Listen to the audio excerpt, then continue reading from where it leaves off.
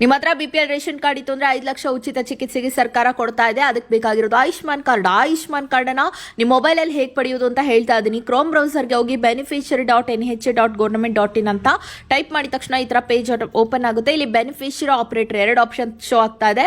ನೀವು ಬೆನಿಫಿಷಿಯರಿ ಮಾಡ್ಕೊಳ್ಳಿ ಹೊಸದಾಗಿದ್ರೆ mobile number ಅನ್ನ ಎಂಟರ್ ಮಾಡಿ. ನಿಮ್ಮ ಮೊಬೈಲ್ ನಂಬರ್ಗೆ ಒಂದು OTP ಬರುತ್ತೆ, ಅದನ್ನು ಕೂಡ ಟೈಪ್ ಮಾಡ್ಬಿಟ್ಟು ಇಲ್ಲಿ ಕ್ಯಾಪ್ಚಾ ಏನಿದೆನೋ ಅದನ್ನ ಸೇಮ್ ಬರೆದು ಲಾಗಿನ್ ಕ್ಲಿಕ್ ಮಾಡ್ಕೊಳ್ಳಿ. ಈ ತರ ಪೇಜ್ ಅಲ್ಲಿ ನಿಮ್ಮ ರಾಜ್ಯ ಯಾವುದು, ನಂತರ ಸ್ಕೀಮ್ ಅಂತ ಎರಡನೇ ಆಪ್ಷನ್ ತೋರಿಸ್ತಾ ಇರುತ್ತೆ. ಅಲ್ಲಿ ಬಂದ್ಬಿಟ್ಟು ಕುಟುಂಬನೇ ಮಾಡ್ಕೊಳ್ಳಿ, ಮಾಡಿದ್ರೆ ಮಾತ್ರ ಎಲ್ರದ್ದು ಶೋ ಆಗೋದು. ನಂತರ ನಿಮ್ಮ ಡಿಸ್ಟ್ರಿಕ್ಕು ಇಲ್ಲಿ ಸೆಲೆಕ್ಟ್ ಥ್ರೂ ಆಧಾರ್ ನಂಬರ್ ಅನ್ನ ಮಾಡ್ಕೊಳ್ಳಿ. ಆಧಾರ್ ನಂಬರ್ ಅನ್ನ ಮಾಡಿದ ತಕ್ಷಣ ನಿಮ್ಮ ಆಧಾರ್ ಕಾರ್ಡ್ ನಂಬರ್ ಅನ್ನೇ ಕೇಳುತ್ತೆ. ಅದು ಸರ್ಚ್ ಮಾಡಿದ ತಕ್ಷಣ ಇಲ್ಲಿ ನಿಮ್ಮ ಆಧಾರ್ ಕಾರ್ಡ್ ನಂಬರ್ ಅನ್ನ ಮಾಡಿ, ಇಲ್ಲಿ ಸರ್ಚ್ ಆಪ್ಷನ್ ಇದೆಲ್ಲ ಬ್ಲೂ ಕಲರ್, ಅದನ್ನ ಎಂಟರ್ ಮಾಡ್ಕೊಳ್ಳಿ.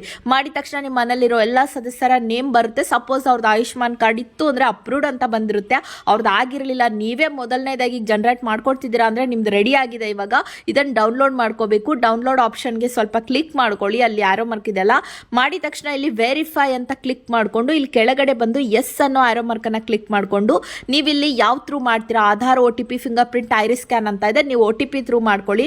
ಸೊ OTP ನ ಎಂಟರ್ ಮಾಡಿದ ತಕ್ಷಣ 2 OTP ಬರುತ್ತೆ. ಒಂದು beneficiary Aadhaar OTP, beneficiary mobile OTP ಅಂತ. ಮಿಸ್ ಮಾಡ್ಕೊಂಡು ಅದ್ಲು ಬದಲು ಹಾಕಬೇಡಿ, ಕರೆಕ್ಟಾಗಿ ಹಾಕ್ಬಿಟ್ಟು ಮಾಡಿದ ತಕ್ಷಣ ನಿಮ್ಮ ನೇಮ್ ಕಾಣುತ್ತೆ. ಡೌನ್ಲೋಡ್ ಮಾಡ್ಕೊಳ್ಳಿ, ಅಥವಾ ನೀವು ಅದನ್ನ ಪ್ರಿಂಟ್ಔಟ್ ಕೂಡ ತಗೋಬಹುದಾಗಿರುತ್ತೆ. ಡ್ರೈವಲ್ಲೂ